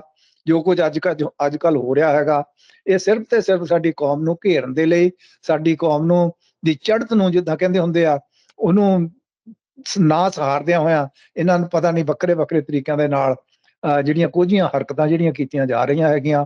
ਉਹ ਕੋਈ ਵੀ ਹੋ ਸਕਦਾ ਹੈਗਾ, ਸਿੱਖ ਵਿਰੋਧੀ ਤਾਕਤ ਕੋਈ ਵੀ ਹੋ ਸਕਦੀ ਹੈਗੀ ਆ, ਜਿਨ੍ਹਾਂ ਦੇ ਕਾਰਨਾਮੇ ਹੋ ਸਕਦੇ ਹੈਗੇ। ਅਮਰਜੀਤ ਸਿੰਘ ਜੀ, ਤੁਸੀਂ ਗੱਲ ਕੀਤੀ ਹਰਦੀਪ ਸਿੰਘ ਨਿੱਜਰ ਹੋਰਾਂ ਦੇ, ਜਿਸ ਤਰ੍ਹਾਂ ਉਹਨਾਂ ਨੂੰ ਸ਼ਹੀਦ ਕੀਤਾ ਗਿਆ ਇੱਥੇ ਕੈਨੇਡਾ ਦੇ ਵਿੱਚ। ਤੇ ਜਿਹੜੇ ਇਹ ਚੈਲੰਜ ਹੁਣ ਤੁਸੀਂ ਦੇਖ ਰਹੇ ਹੋ ਵੀ ਖਾਸ ਤੌਰ ਤੇ ਕੈਨੇਡਾ ਦੇ ਵਿੱਚ ਜਿਹੜੇ ਖਾਲਿਸਤਾਨ ਦੀ ਗੱਲ ਕਰਨ ਵਾਲੇ ਸਿੱਖ ਨੇ, ਮਤਲਬ ਉਹਨਾਂ ਦੇ ਇੱਕ ਲੀਡਰ ਦੀ ਇਸ ਤਰ੍ਹਾਂ ਦੇ ਨਾਲ ਮਤਲਬ ਕਤਲ ਹੋ ਜਾਣਾ ਇੱਥੇ ਆ ਕੇ, ਤੇ ਕੈਨੇਡੀਅਨ ਗਵਰਨਮੈਂਟ ਦਾ ਜਿਹੜਾ ਰੋਲ ਰਿਹਾ ਹੈ ਸਾਰੇ ਮਾਮਲੇ ਦੇ ਵਿੱਚ, ਉਹਨੂੰ ਤੁਸੀਂ ਕਿਵੇਂ ਦੇਖਦੇ ਹੋ? ਤੇ ਜਿਹੜਾ ਇਹ ਚੈਲੰਜ ਤੁਸੀਂ ਦੇਖ ਰਹੇ ਹੋ ਵੀ ਮਤਲਬ ਸਿਕਿਉਰਿਟੀ ਨੂੰ ਲੈ ਕੇ, ਜਿਹੜੇ ਸਿੱਖ ਐਕਟਿਵਿਸਟ ਆ ਉਹਨਾਂ ਦੀ ਸਿਕਿਉਰਿਟੀ ਬਾਰੇ ਵੀ ਕੀ ਜਿਹੜੀਆਂ ਗੁਰਦੁਆਰਾ ਕਮੇਟੀਆਂ ਨੇ ਉਹਨਾਂ ਦੇ ਵਿੱਚ ਕੋਈ ਚਰਚਾ ਚੱਲ ਰਹੀ ਆ ਕਿ ਕਿਵੇਂ ਜਿਹੜਾ ਆ ਵੀ ਕੋਈ ਹੋਰ ਜਿਹੜਾ ਸਿੱਖ ਐਕਟਿਵਿਸਟ ਆ ਉਹ ਇਸ ਤਰ੍ਹਾਂ ਦੇ ਮਤਲਬ ਹਮਲੇ ਦਾ ਸ਼ਿਕਾਰ ਨਾ ਹੋਵੇ? ਵੀ ਕੀ ਮਤਲਬ ਕੋਈ ਸੀਰੀਅਸ ਜਿਹੜਾ ਡਿਸਕਸ਼ਨ ਆ ਉਹ ਮਤਲਬ ਇਹ ਜਿਹੜੀਆਂ ਸਾਰੀਆਂ ਨੁਮਾਇੰਦਾ ਧਿਰਾਂ ਨੇ ਉਹਨਾਂ ਦੇ ਦਰਮਿਆਨ ਹੋ ਰਹੀ ਆ? ਤੇ ਅੱਗੇ ਕੀ ਸਟੈਪਸ ਲੈਣ ਬਾਰੇ ਸੋਚਿਆ ਜਾ ਰਿਹਾ ਆ ਜਿਹੜੀ ਮਤਲਬ ਸੇਫਟੀ ਜਾਂ ਸਿਕਿਉਰਿਟੀ ਆ ਸਿੱਖ ਐਕਟਿਵਿਸਟ ਦੀ, ਉਹਨੂੰ ਲੈ ਕੇ? ਜਿਹੜਾ ਤਾਂ ਕੈਨੇਡੀਅਨ ਗਵਰਨਮੈਂਟ ਦਾ ਪੱਖ ਹੈਗਾ, ਉਹ ਪਹਿਲੋਂ ਤਾਂ ਜਿੱਦਾਂ ਨਿਰਾਸ਼ਾ ਪੱਕੀ ਸੀਗਾ ਹੋਇਆ ਕਰਦਾ ਸੀ। ਆਪਾਂ ਕਾਫੀ ਦੇਰ ਤੋਂ ਸਟਰਗਲ ਕਰਦੇ ਆ ਰਹੇ ਹੈਗੇ ਆ। ਪਰ ਜਦੋਂ ਤਾਂ ਆਪਣੇ ਟਰੂਡੋ ਸਾਹਿਬ ਨੇ ਪਾਰਲੀਮੈਂਟ ਦੇ ਵਿੱਚ ਆਪ ਇਹ ਜਿਹੜਾ ਨਸ਼ਰ ਕੀਤਾ ਹੈਗਾ ਵੀ ਇਹ ਜਿਹੜਾ ਕਤਲ ਹੋਇਆ ਇਹਦੇ ਪਿੱਛੇ ਜਿਹੜਾ ਭਾਰਤੀ ਜਿਹੜੀਆਂ ਏਜੰਸੀਆਂ ਦਾ ਜਾਂ ਭਾਰਤੀ ਹੱਥ ਹੈਗਾ ਆ, ਉਸ ਤੋਂ ਬਾਅਦ ਬੜਾ ਵਧੀਆ ਤਰੀਕੇ ਦਾ ਜਿੰਨੀਆਂ ਵੀ ਗੱਲਾਂ ਬਾਤਾਂ ਹੋ ਰਹੀਆਂ ਪੋਜ਼ਿਟਿਵਲੀ ਹੋ ਰਹੀਆਂ ਹੈਗੀਆਂ। ਤੋਂ ਸਾਨੂੰ ਸੰਤੁਸ਼ਟੀ ਹੈਗੀ ਉਹਨਾਂ ਤੋਂ ਵੀ ਬਾਕੀ ਆਈ ਕੋਈ ਬਾਹਰਲੇ ਮੁਲਕਾਂ ਦੀਆਂ ਸਰਕਾਰਾਂ ਜਿਹੜੀਆਂ ਹੈਗੀਆਂ ਕੋਈ ਪੱਕੀ ਉਗਾਰਾ ਜਿਹੜਾ ਦੇਣ ਲੱਗੀਆਂ ਹੈਗੀਆਂ। ਅਮਰੀਕਾ ਤੋਂ ਵੀ, ਹੋਰ ਵੀ ਕੰਟਰੀਆਂ ਤੋਂ ਜਿਹੜਾ ਹੈਗਾ UNO ਤੋਂ ਵਗੈਰਾ ਸਾਰੀਆਂ ਜਿਹੜੀਆਂ ਬੜੀ ਚੰਗੀਆਂ ਇੰਡੀਕੇਸ਼ਨਸ ਆ ਰਹੀਆਂ ਆਪਾਂ ਨੂੰ। ਸੋ ਉਹ ਸਾਰਿਆਂ ਨੂੰ ਵੇਖਦਿਆਂ ਹੋਇਆ ਜਿਹੜਾ ਆਪਾਂ ਇਹਦੇ ਬਾਰੇ ਚਿੰਤਤ ਹੈਗੇ ਆ, ਅਸੀਂ ਖਾਸ ਤੌਰ ਤੇ ਅੰਟਾਰੀਓ ਗੁਰਦੁਆਰਾ ਕਮੇਟੀ ਦੀਆਂ ਮੀਟਿੰਗਾਂ ਦੇ ਵਿੱਚ ਬੜੀ ਸੀਰੀਅਸਲੀ ਇਹਨਾਂ ਚੀਜ਼ਾਂ ਨੂੰ ਵਿਚਾਰ ਰਿਹਾ ਹੈਗਾ। ਔਰ ਇਹਦੇ ਜਿਹੜੇ ਪੱਖਾਂ ਦੇ ਬਚਾਓ ਲਈ ਆਪਾਂ ਕੀ ਕਰਨਾ ਚਾਹੀਦਾ, ਕਿਵੇਂ ਕਰਨਾ ਚਾਹੀਦਾ, ਕੀ ਹੋਣਾ ਚਾਹੀਦਾ, ਕੀ ਨਹੀਂ ਹੋਣਾ ਚਾਹੀਦਾ, ਇਹਨਾਂ ਚੀਜ਼ਾਂ ਤੇ ਬੜੀ ਵਿਚਾਰ ਹੁੰਦੀ ਹੈਗੀ ਆ। ਹੋਰ ਨਾ ਜਿਹੜੇ ਕਾਫੀ ਬਾਹਰਲੇ ਬੰਦਿਆਂ ਨਾਲ ਵੀ ਵਿਚਾਰ ਚਰਚਾਵਾਂ ਹੁੰਦੀਆਂ ਹੈਗੀਆਂ, ਗੱਲਬਾਤ ਕਰਦੇ ਹੈਗੇ। ਬੜੀ ਸੀਰੀਅਸਨੈਸ ਹੈਗੀ ਇਹਦੇ ਉੱਤੇ, ਕਿਉਂਕਿ ਸਾਡਾ ਇਹ ਜਿਹੜਾ ਜਿਸ ਪੜਾਅ ਦੇ ਉੱਤੇ ਆਪਾਂ ਪਹੁੰਚ ਗਏ ਹੈਗੇ ਆ ਨਾ, ਇੱਥੇ ਸਾਡੇ ਲਈ ਵੀ ਜਿੱਦਾਂ ਸਿਰ ਧਰਦੀ ਵਾਲਾ ਬਾਜੀ ਲੱਗੀ ਹੋਈ ਹੈਗੀ ਆ। ਉਹ ਅਗਲਿਆਂ ਦਾ ਵੀ ਜ਼ੋਰ ਪੂਰਾ ਲੱਗਾ ਹੋਇਆ ਵੀ ਅਸੀਂ ਆਹ ਕੰਮ ਏਦਾਂ ਕਰਨਾ ਹੀ ਕਰਨਾ, ਅਸੀਂ ਆਪਣਾ ਹੈਗਾ, ਅਸੀਂ ਵੀ ਨਹੀਂ ਹੋਣ ਦੇਣਾ, ਆਪਾਂ ਰੋਕਣਾ ਹੀ ਰੋਕਣਾ ਹੈਗਾ। ਸੋ ਇਸ ਕਰਕੇ ਬੜੇ ਸੁਹਿਰਦਤਾ ਦੇ ਨਾਲ ਆਪਣੇ ਜਿਹੜੇ ਸੂਝਵਾਨ ਹੈਗੇ ਆ, ਕਮੇਟੀਆਂ ਦੇ ਵਿੱਚ ਬੰਦੇ ਵੀ ਹੈਗੇ ਆ, ਕਮਿਊਨਿਟੀ ਦੇ ਵਿੱਚ ਵੀ ਹੈਗੇ ਆ, ਤੁਹਾਡੇ ਵਰਗੇ ਏਜ ਦੇ ਜਿਹੜੇ ਅਦਾਰਿਆਂ ਦੇ ਵਿੱਚ ਬੈਠੇ ਹੈਗੇ ਆ, ਮੀਡੀਆਕਾਰ ਵੀ ਹੈਗੇ ਆ, ਉਹ ਵੀ ਥੋੜਾ ਬਹੁਤ ਸਿਰਦ ਵਿੱਚ ਹੈਗੇ ਆ, ਬਾਹਲੇ ਨਹੀਂ ਹੈਗੇ ਜਿੰਨੇ ਵੀ ਹੈਗੇ ਆ, ਪਰ ਉਹ ਬੜੀ ਸੁਹਿਰਦਤਾ ਦੇ ਨਾਲ ਜਿਹੜੇ ਆ ਉਹ ਆਪਣਾ ਕੰਮ ਕਰ ਰਹੇ ਹੈਗੇ ਆ। ਸੋ ਆਪਾਂ ਨੂੰ ਸਾਰਿਆਂ ਨੂੰ ਰਲ ਮਿਲ ਕੇ ਆਉਣ ਵਾਲੇ ਸਮੇਂ ਦੇ ਵਿੱਚ ਇੱਕ ਦਾ ਆਪਣੇ ਲਈ ਚੈਲੰਜਸ ਹੈਗੇ ਆ, ਜਿਨ੍ਹਾਂ ਦਾ ਆਪਾਂ ਨੂੰ ਫੇਸ ਕਰਨਾ ਹੀ ਪੈਣਾ ਹੈਗਾ। ਆਪਾਂ ਕੋਲ ਕੋਈ ਚਾਰਾ ਨਹੀਂ ਹੈਗਾ। ਜੋ ਕੁਝ ਵੀ ਸਾਨੂੰ ਆਪਾਂ ਡਿਫੈਂਡ ਕਰ ਰਹੇ ਹੈਗੇ ਆ, ਉਹ ਸਾਡੇ ਤੇ ਵਾਰ ਕਰ ਰਹੇ ਹੈਗੇ, ਆਪਾਂ ਡਿਫੈਂਡ ਕੀਤਾ ਅੱਜ ਤੱਕ ਕਿ ਅਸੀਂ ਉਹਨਾਂ ਦੇ, ਸਾਨੂੰ ਤਾਂ ਸਿੱਖਿਆ ਹੀ ਇਹੀ ਹੈਗੀ ਆ ਵੀ ਅਸੀਂ ਕਿਸੇ ਤੇ ਪਹਿਲਾਂ ਵਾਰ ਨਹੀਂ ਕਰਨਾ, ਅਸੀਂ ਕੋਈ ਕਿਸੇ ਤਰ੍ਹਾਂ ਦਾ ਵੀ, ਅਸੀਂ ਤਾਂ ਗੁਰੂ ਦੇ ਸਿਧਾਂਤਾਂ ਅਨੁਸਾਰ ਜਿਹੜਾ ਹੈਗਾ, ਜਦੋਂ ਸਾਡੇ ਤੇ ਉਹ ਕਰਦੇ ਹੈਗੇ ਆ, ਸਾਨੂੰ ਉਹਦੇ ਲਈ ਤਾਂ ਫੇ ਤਿਆਰੀ ਕਰਨੀ ਪੈਂਦੀ ਆ ਵੀ ਹਾਂ ਵੀ ਇਹ ਹੋ ਗਿਆ। ਉਹ ਇੱਥੇ ਦੇ ਜਿਹੋ ਜਿਹੇ ਕਾਨੂੰਨ ਹੈਗੇ ਆ ਉਹਨਾਂ ਦੇ ਮੁਤਾਬਕ ਹੀ ਆਪਾਂ ਨੂੰ ਚੱਲਣਾ ਪੈਂਦਾ ਇਹਨਾਂ ਮੁਲਕਾਂ ਦੇ ਵਿੱਚ, ਤੇ ਉਹ ਆਪਾਂ ਚੱਲ ਰਹੇ ਹੈਗੇ ਆ, ਤਾਂ ਅੱਗਾ ਵੀ ਚੱਲਦੇ ਰਹਾਂਗੇ। ਇੱਕ ਹੋਰ ਮਤਲਬ ਮੈਂ ਤੁਹਾਡੇ ਤੋਂ ਜਾਣਨਾ ਚਾਹੁੰਦਾ ਵੀ ਪਿਛਲੇ ਕੁਝ ਸਮੇਂ ਦੇ ਦੌਰਾਨ ਕੁਝ ਘਟਨਾਵਾਂ ਇਹੋ ਜਿਹੀਆਂ ਵਾਪਰਦੀਆਂ ਨਜ਼ਰ ਆਈਆਂ ਨੇ, ਖਾਸ ਤੌਰ ਤੇ ਕੈਨੇਡਾ ਦੇ ਵਿੱਚ, ਮਤਲਬ ਕਿ ਗੁਰਦੁਆਰਾ ਜਿਹੜੇ ਪ੍ਰਬੰਧਕ ਕਮੇਟੀਆਂ ਦੇ ਵਿੱਚ ਆਪਸ 'ਚ ਜਿਹੜੀਆਂ ਮਤਲਬ ਇੱਕ ਇੰਟਰਨਲ ਕਨਫਲਿਕਟ ਜਿਹੜੇ ਹੁੰਦੇ ਆ ਉਹ ਵੀ ਖੜੇ ਹੁੰਦੇ ਨਜ਼ਰ ਆ ਰਹੇ ਆ, ਪ੍ਰਬੰਧ ਨੂੰ ਲੈ ਕੇ ਹੋਣ ਜਾਂ ਇਸ ਤਰ੍ਹਾਂ ਦੀਆਂ ਕੁਝ ਘਟਨਾਵਾਂ ਪਿਛਲੇ ਕੁਝ ਦਿਨਾਂ ਤੋਂ ਵੀ ਚਰਚਾ 'ਚ ਨੇ ਕੈਨੇਡਾ 'ਚ ਲੈ ਕੇ। ਤਾਂ ਮਤਲਬ ਇਹ ਜਿਹੜੀ ਜਦੋਂ ਇਹੋ ਜਿਹੀ ਕੋਈ ਘਟਨਾ ਵਾਪਰਦੀ ਆ ਜਿੱਥੇ ਸਿੱਖਾਂ ਦੀ ਇੱਕ ਪਾਸੇ ਪੋਲੀਟੀਕਲ ਸਟਰਗਲ ਚੱਲ ਰਹੀ ਆ, ਤੇ ਉਹਨੂੰ ਵੀ ਮਤਲਬ ਕਿਤੇ ਨਾ ਕਿਤੇ ਇਹਦੇ ਨਾਲ ਅਸੀਂ ਕਹੀਏ ਵੀ ਸੱਟ ਵੱਜਦੀ ਆ, ਜਾਂ ਜਿਹੜੀ ਮਤਲਬ ਕਮਿਊਨਿਟੀ ਦੀ ਐਨਰਜੀ ਹੁੰਦੀ ਆ ਉਹ ਡਾਇਵਰਟ ਹੁੰਦੀ ਆ ਹੋਰ ਪਾਸਿਆਂ ਨੂੰ। ਤਾਂ ਜਿਹੜੀਆਂ ਇਹ ਕੁਛ ਪ੍ਰਬੰਧਕ ਕਮੇਟੀਆਂ ਦੇ ਵਿੱਚ ਉਣਤਾਈਆਂ ਨੇ, ਜਾਂ ਫਿਰ ਜਿਹੜਾ ਗੁਰਦੁਆਰਾ ਸਾਹਿਬਾਨ ਦਾ ਪ੍ਰਬੰਧ ਆ, ਅਸੀਂ ਉਹ ਦੇਖਦੇ ਹਾਂ ਵੀ ਇੱਥੇ ਕਿਉਂਕਿ ਬਾਈ ਲਾਅ ਜਿਹੜਾ ਆ ਉਹ ਵੱਖਰਾ ਸਿਸਟਮ ਆ ਕੈਨੇਡਾ ਦੇ ਵਿੱਚ, ਵੀ ਕੌਂਸਟੀਟਿਊਸ਼ਨ ਦੇ ਮੁਤਾਬਕ ਮਤਲਬ ਕਈ ਵਾਰ ਹੁੰਦਾ ਵੀ ਜਿਹੜੇ ਮਰਿਆਦਾ ਦੇ ਵਿੱਚ ਪ੍ਰਬੰਧਕ ਨਹੀਂ ਵੀ ਹੁੰਦੇ, ਉਹ ਵੀ ਜਿਹੜੇ ਆ ਪ੍ਰਬੰਧ ਚਲਾ ਰਹੇ ਹੁੰਦੇ ਆ, ਜਿੱਥੋਂ ਸੰਗਤਾਂ ਦੇ ਵਿੱਚ ਇਤਰਾਜ਼ ਵੀ ਹੁੰਦਾ ਆ। ਤਾਂ ਜਿਹੜੀਆਂ ਇਹੋ ਜਿਹੀਆਂ ਪ੍ਰਬੰਧ ਨੂੰ ਲੈ ਕੇ ਜਿਹੜੀਆਂ ਇੱਥੇ ਕੁਛ ਸਮੱਸਿਆਵਾਂ ਹੈਗੀਆਂ ਕਿ ਅੰਟਾਰੀਓ ਗੁਰਦੁਆਰਾ ਕਮੇਟੀ ਕੁਛ ਜਿਹੜੇ, ਕਿਉਂਕਿ ਕਾਨੂੰਨ ਤਾਂ ਬਦਲਦੇ ਰਹਿੰਦੇ ਆ ਮੁਲਕਾਂ ਦੇ, ਤਾਂ ਸਰਕਾਰਾਂ ਦੇ ਨਾਲ ਕੋਈ ਅਪਰੋਚ ਪਹੁੰਚ ਕਰਕੇ ਕੋਈ ਇਹੋ ਜਿਹੇ ਨਿਯਮ ਜਿਹੜੇ ਆ ਵੀ ਉਹ ਮਤਲਬ ਬਣਾਉਣ ਦੀ ਫੈਡਰਲੀ ਕੋਸ਼ਿਸ਼ ਕੀਤੀ ਜਾ ਸਕਦੀ ਹੈ, ਵੀ ਜਿਹਦੇ ਨਾਲ ਜਿਹੜੇ ਪ੍ਰਬੰਧਕ ਨੇ ਗੁਰਦੁਆਰਾ ਸਾਹਿਬਾਨ ਦੇ ਉਹ ਮਰਿਆਦਾ ਦੇ ਪਾਬੰਦ ਹੋਣ ਪੂਰੀ ਤਰ੍ਹਾਂ, ਵੀ ਉਹ ਕਾਨੂੰਨ ਦੇ ਮੁਤਾਬਕ ਵੀ ਲਾਗੂ ਹੋਵੇ ਗੱਲ, ਵੀ ਜਿਹੜਾ ਬੰਦਾ ਸਿੱਖ ਜਿਹੜਾ ਕੋਡ ਆਫ ਕੰਡਕਟ ਆ ਉਹਦੇ ਮੁਤਾਬਕ ਪੂਰੀ ਤਰ੍ਹਾਂ ਮਰਿਆਦਾ ਦਾ ਪਾਲਣ ਨਹੀਂ ਕਰ ਰਿਹਾ, ਉਹਨੂੰ ਪ੍ਰਬੰਧਕ ਦੀ ਜ਼ਿੰਮੇਵਾਰੀ ਤੇ ਕਰਨਾ ਹੋਵੇ, ਤਾਂ ਕਿ ਜਿਹੜੇ ਟਕਰਾਅ ਨੇ ਜਾਂ ਇਹੋ ਜਿਹੀਆਂ ਸਮੱਸਿਆਵਾਂ ਉਹ ਰੋਕੀਆਂ ਜਾ ਸਕਣ। ਤਾਂ ਇਹਦੇ ਬਾਰੇ ਕਿਉਂਕਿ ਪਿਛਲੇ ਕੁਝ ਦਿਨਾਂ ਤੋਂ ਕੁਝ ਜਿਹੜੇ ਮਸਲੇ ਉਹ ਕਾਫੀ ਚਰਚਾ ਚੱਲ ਰਹੇ ਆ। ਜੀ ਇਹਦੇ ਬਾਰੇ ਨਾ ਜਿਹੜੀਆਂ ਕਮੇਟੀਆਂ ਦੇ ਵਿੱਚ ਪ੍ਰੋਬਲਮਸ ਹੈਗੀਆਂ, ਇਹ ਹੁਣ ਤੋਂ ਨਹੀਂ ਹੈਗੀਆਂ, ਬਹੁਤ ਚਿਰ ਪੁਰਾਣੀਆਂ ਚੱਲੀਆਂ ਆ ਰਹੀਆਂ ਹੈਗੀਆਂ। ਤਾਂ ਇਹ ਅਸੀਂ ਇਹੋ ਜਿਹੇ ਹਾਲਾਤਾਂ ਵਿੱਚੋਂ ਵੀ ਗੁਜ਼ਰੇ ਹੈਗੇ ਆ, ਇਹ ਚੀਜ਼ਾਂ ਦੇਖੀਆਂ ਹੈਗੀਆਂ ਵੀ ਹੁਣ ਤੇ ਚੱਲ ਟੈਕਨੋਲੋਜੀ ਬਹੁਤ ਵੱਧ ਗਈ ਹੈਗੀ ਆ। 15-20 ਸਾਲ ਪਹਿਲੋਂ ਜਿਹੜੇ ਗੁਰਦੁਆਰਿਆਂ ਦੇ ਵਿੱਚੋਂ ਇਹੋ ਜਿਹੇ ਇੰਸਟਰੂਮੈਂਟਸ ਵਗੈਰਾ ਵੀ ਮਿਲੇ ਹੈਗੇ, ਇਹੋ ਜਿਹੀਆਂ ਚੀਜ਼ਾਂ ਵੀ ਲੱਭੀਆਂ ਸੀ ਅਸੀਂ, ਜਿਹੜੀਆਂ ਕਿ ਸਾਰੀ ਰਿਕਾਰਡਿੰਗ ਵਗੈਰਾ ਸਟੇਜਾਂ ਦੇ ਇੱਕ ਗੁਰੂ ਘਰ ਦੀ ਸਟੇਜ ਦੇ ਵਿੱਚ ਫਿੱਟ ਕੀਤਾ ਸੀਗਾ ਕੁਝ ਇਹੋ ਜਿਹਾ ਕੰਮ। ਤਾਂ ਉਹ ਜਦੋਂ ਕਿਤੇ ਉਹ ਬਿਲਡਅਪ ਹੀ ਕੀਤੀ ਸਟੇਜ ਨਾ, ਉਹਦੇ ਵਿੱਚ ਚੀਜ਼ ਪਾਈ ਹੋ ਸੀਗੀ, ਉਹ ਸਾਰੀ ਰਿਕਾਰਡਿੰਗ ਵਗੈਰਾ ਹੋ ਕੇ ਬਾਹਰ ਜਾ ਰਹੀ ਸੀਗੀ। ਸੋ ਇਦਾਂ ਦੀ ਚੀਜ਼ਾਂ ਉਹ ਬਹੁਤ ਕੁਝ ਹੋ ਰਿਹਾ। ਕਮੇਟੀਆਂ ਦੇ ਵਿੱਚੋਂ ਜਿਹੜੇ ਬੰਦੇ ਲੈਟਸ 11 ਬੰਦੇ ਕਮੇਟੀ ਜਾ ਗਏ ਆ, 1-2 ਬੰਦੇ ਇਹੋ ਜਿਹੇ ਆ ਜਾਂਦੇ ਹੈਗੇ ਆ, ਜਾਂ ਕਿਸੇ ਤਰ੍ਹਾਂ ਜਾਂ ਉਹਨਾਂ ਨੂੰ ਬਣਾ ਲਿਆ ਜਾਂਦਾ, ਜਾਂ ਉਹ ਉਹਨਾਂ ਦੇ ਢਹਿ ਚੜ ਜਾਂਦੇ ਹੈਗੇ ਆ। ਉਹਨਾਂ ਤੋਂ ਦੋਨਾਂ ਦੁਆਰਾ ਫਿਰ ਉਹਨਾਂ ਨੂੰ ਕਮੇਟੀਆਂ ਦੇ ਵਿੱਚ ਪ੍ਰੋਬਲਮਸ ਕ੍ਰੀਏਟ ਕਰਵਾਈ ਜਾਂਦੀ ਆ, ਨਾ ਕਿ ਪ੍ਰੋਬਲਮ ਹੁੰਦੀ ਨਹੀਂ ਹੈਗੀ। ਇਹਨੂੰ ਅਸੀਂ ਇੰਟਰਫੀਅਰੈਂਸ ਕਹਿੰਦੇ ਹੈਗੇ ਆ। ਇਹ ਫਸਟ ਇਹ ਇੰਟਰਫੀਅਰੈਂਸ ਇੱਥੋਂ ਸ਼ੁਰੂ ਹੁੰਦੀ ਹੈਗੀ ਆ। ਪਹਿਲਾਂ ਉਹਨੇ ਗੁਰਦੁਆਰਿਆਂ ਦੇ ਸਿਸਟਮਾਂ ਨੂੰ ਵਿਗਾੜਨ ਦੇ ਲਈ ਇਹੋ ਜਿਹੇ ਬੰਦੇ ਆਪਣੇ ਵਿੱਚ ਵਾੜ ਕੇ, ਜਾਂ ਆਪਣੇ ਕਰਿੰਦਿਆਂ ਦੁਆਰਾ ਉਹਨਾਂ ਨੂੰ ਲਾਲਚ ਦਵਾ ਕੇ, ਕੁਝ ਬੰਦਿਆਂ ਨੂੰ ਇੱਥੋਂ ਜਿੱਦਾਂ ਜਿਹੜੇ ਜਦੋਂ ਇੰਡੀਆ ਜਾਂਦੇ ਉਹਨਾਂ ਨੂੰ ਵਧੀਆ ਉੱਥੇ ਸਹੂਲਤਾਂ ਦੇਣੀਆਂ, ਤਾਂ ਉਹਨਾਂ ਨੂੰ ਜਿੱਦਾਂ ਕਹਿੰਦੇ ਸਭ ਜਵਾਕ ਦਿਖਾਲ ਕੇ ਤਾਂ ਉਹਨਾਂ ਨੂੰ ਆਪਣੇ ਪੱਖ ਦੇ ਵਿੱਚ ਕਰ ਲਿਆ ਜਾਂਦਾ। ਇਹੋ ਜਿਹਾ ਕੰਮ ਗੁਰਦੁਆਰਿਆਂ ਦੀਆਂ ਕਮੇਟੀਆਂ 'ਚ ਇਹ ਖੜੇ ਹੋਈ ਲੜਾਈਆਂ ਦਾ ਮੇਨ ਕਾਰਨ ਹੀ ਇਹ ਹੁੰਦਾ ਸੀਗਾ। ਅੱਜ ਵੀ ਜਿਹੜਾ ਹੈਗਾ, ਇਹ ਜਿਹੜਾ ਆਪਾਂ ਜਿਹੜੇ ਪਾਸੇ ਮਰਜ਼ੀ ਚਲੇ ਜਾਈਏ, ਇਹ ਫੋਰਨ ਇੰਟਰਫੀਅਰੈਂਸ ਹੈਗੀ ਆ। ਗੁਰਦੁਆਰਿਆਂ ਦੀਆਂ ਕਮੇਟੀਆਂ ਦੇ ਵਿੱਚ ਜਿਹੜੀ ਵੀ ਪ੍ਰੋਬਲਮਸ ਕ੍ਰੀਏਟ ਹੁੰਦੀ ਹੈਗੀ ਆ, ਇੱਥੇ ਆਪਸ ਵਿੱਚ ਹੀ ਜਿਹੜੇ ਹੈਗੇ ਆ ਭਾਈਬੰਦ, ਜਿਹੜੇ ਹੁਣ ਅਸੀਂ ਤਾਂ ਜਿਹੜੇ ਗੁਰਦੁਆਰੇ ਇੱਥੇ ਹੋਣ ਦੇ ਵਿੱਚ ਵੀ ਜਦੋਂ ਆਏ, ਅਸੀਂ ਆਪ ਹੱਥੀਂ ਸੇਵਾ ਕਰਕੇ ਸਾਰਾ ਕੁਝ ਉਸਾਰ ਕੇ ਦੇਖਿਓ ਹੈਗੇ ਆ। ਉਦੋਂ ਸਾਰੇ ਰਲ ਮਿਲ ਕੇ ਕਰਦੇ, ਕੋਈ ਪ੍ਰੋਬਲਮ ਨਹੀਂ ਹੁੰਦੀ। ਪ੍ਰੋਬਲਮ ਬਾਅਦ 'ਚ ਕ੍ਰੀਏਟ ਹੁੰਦੀਆਂ ਹੈਗੀਆਂ ਜਦੋਂ ਚੌਧਰਾ ਕਰਨ ਦਾ ਟਾਈਮ ਆਉਂਦਾ, ਕਮੇਟੀਆਂ ਬਣ ਜਾਂਦੀਆਂ ਹੈਗੀਆਂ। ਤੇ ਇਹੋ ਜਿਹੇ ਬੰਦੇ ਜਿਹੜੇ ਅਗਲੇ ਉਹ ਜਿਨ੍ਹਾਂ ਨੂੰ ਵਰਤਣਾ ਚਾਹੁੰਦੇ ਆ ਉਹ ਇਸ ਤਰੀਕੇ ਦੇ ਨਾਲ ਵਰਤਦੇ ਹੈਗੇ ਆ। ਆਪਾਂ ਇਹ ਸਰਕਾਰੀ ਲੈਵਲ ਤੇ ਈਵਨ ਸਾਡੇ ਲਾਸਟ ਸੈਚਰਡੇ ਸਾਡੀ ਮੀਟਿੰਗ ਦੇ ਵਿੱਚ ਵੀ ਇਹ ਗੱਲਾਂ ਅਸੀਂ ਵਿਚਾਰੀਆਂ ਸੀਗੀਆਂ ਵੀ ਆਪਾਂ ਨੂੰ ਗਾਂਹ ਵਾਸਤੇ ਕਿਹੜੇ ਤਰੀਕੇ ਦੇ ਨਾਲ ਹਰ ਲੈਵਲ ਦੇ ਉੱਤੇ ਇੱਥੇ ਪੁਲਿਸ ਨਾਲ ਸਾਡੀ ਐਵਰੀ ਸੈਕੰਡ ਮੰਥ ਵਗੈਰਾ ਸਾਡੀ ਉਹਨਾਂ ਨਾਲ ਮੀਟਿੰਗਸ ਹੁੰਦੀਆਂ। ਅਸੀਂ ਉਹਨਾਂ ਨਾਲ ਜਿਹੜਾ ਪੁਲਿਸ ਚੀਫ ਦੇ ਨਾਲ ਇਹ ਚੀਜ਼ਾਂ ਡਿਸਕਸ ਕਰਦੇ ਹੈਗੇ ਵੀ ਆਹ ਕੁਝ ਹੋਣਾ ਨਹੀਂ ਚਾਹੀਦਾ।